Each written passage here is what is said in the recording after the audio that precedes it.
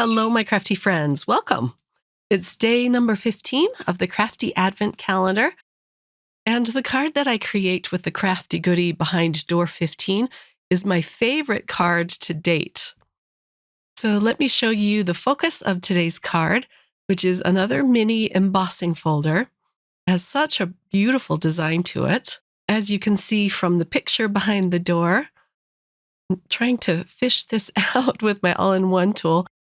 So the design has 2 rows of these beautiful interlocking circles, and it just looks so fancy. Here's an A2 size panel so you can see how tall it is and wide. And I decided I'm going to use some Versamark ink on this embossing folder and heat emboss the design. I'm using a little bit of anti-static powder first. I'm having problems with the powder flowing these days. So I'm using 2 different brands of anti-static powder just to get this spread out over the gray cardstock. I'm thinking of going back to the Embossing Buddy pouch. However, that was really kind of a messy tool. Let me know in the comments below what your favorite anti-static powder brand or type is. I'm going to emboss this folder twice. First on one side, and this is a side that has the circles that are raised. So I'm going to center this on the piece of graphite gray cardstock. I took it off camera to run it through my Platinum 6. Here it is, all ready to go. I'm going to pour over some gold embossing powder. This gold powder is from Recollections. I purchased this at Michael's, and it's just called Gold. And I think I pushed out too hard on the Versamark ink this first time because everything got embossed. That's all right. Let's try the other side. This is the flat side of the folder. I'll again center this on the gray cardstock and then take this off camera and run it through my Platinum 6. Here is the second one. I'm going to pour the same gold embossing powder over this one. And then this one did a little bit better. The circles that were embossed did not get ink in them, so you can really see the circles this time. Let's melt both of these panels now. I allowed my heat tool to warm up for a full minute before I brought it to the paper. This is the first panel, and it still looks gorgeous, and you can really see the design. I'm going to save this one for another project. And I'm going to use the second embossed panel. Let's emboss that next. And I love this one because you can really see the rings or the interlocking circles. I'm going to create a Christmas card with this panel. It just had a very Christmas feel to it with the gold and the gray. So I'm going to add some die-cut poinsettias and a Christmas sentiment. This embossing folder has such a fancy design to it. It goes very well with more elegant cards. I pulled this set out of my stash. It's called Christmas Die and Glimmer Sentiments.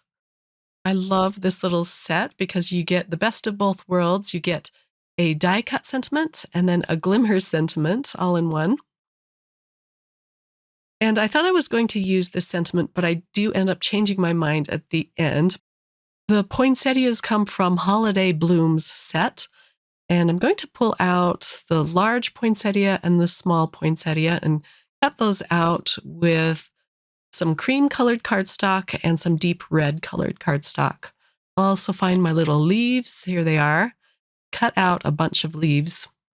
This is a really beautiful Christmas-themed die set. I was debating whether to pull out the berries and some other elements to add to the poinsettias, but I decided to keep it kind of simple. I did all of my die cutting off camera, and now I can put this card together.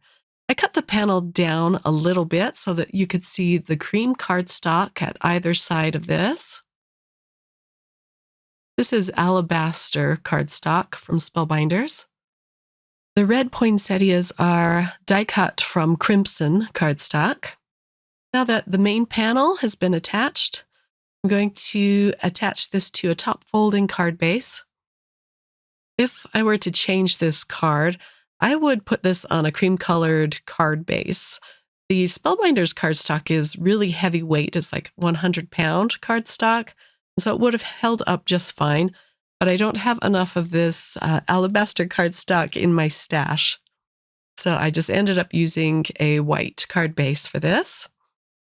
I'm playing with the flowers a little bit just to see where I want to attach them to this card. I like this arrangement with the 3 flowers, but I'm going to add some foam squares behind them. I'll just put 1 foam square in the center of each flower. This way I can come back in with some leaves and easily tuck them under the flowers. And I'm going to be adding a lot of leaves to these poinsettias. I cut out the leaves with some fern green cardstock.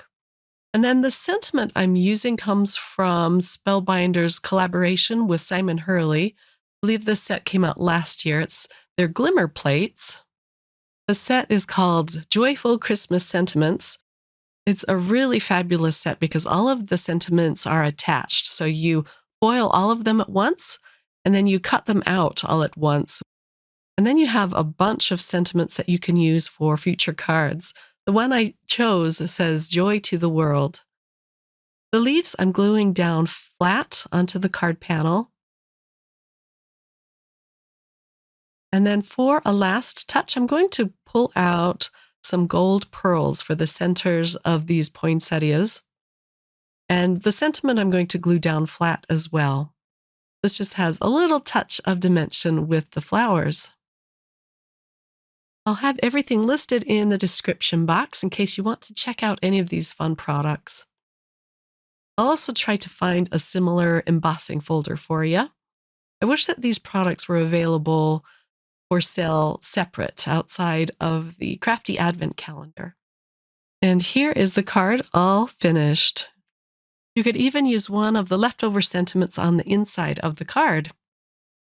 Thanks for watching, everyone. I hope you all have a wonderful day, and I'll be back again soon with another video. Take care. Bye.